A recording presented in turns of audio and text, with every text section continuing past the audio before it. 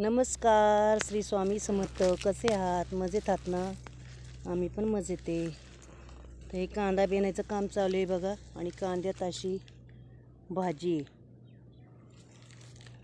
त्या भाजीला काय म्हणता तुम्ही? आम्ही म्हणतो चंदन बटवा, कोण कोण चिलाची भाजी म्हणतं. तर कांद्याची बेनणी चालू आहे. हे बघा, कांद्यात एवढं असं गवत झालेलं आहे. तर अशी चिलाची भाजी झालेली.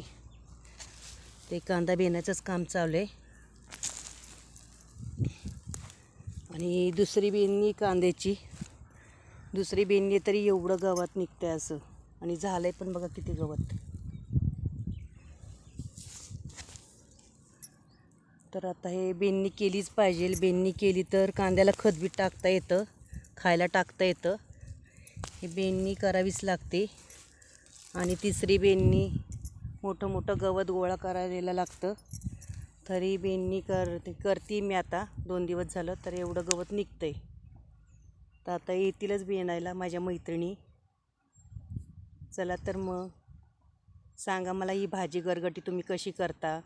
गरगटी करायला तर चांगलीच आहे, पण ह्याचं बी पडलं की एकसारखीच उगवत राहते दर उन्हाळ्याला. त्यामुळं ही बियावर यायच्या अगोदरच काढावी लागते.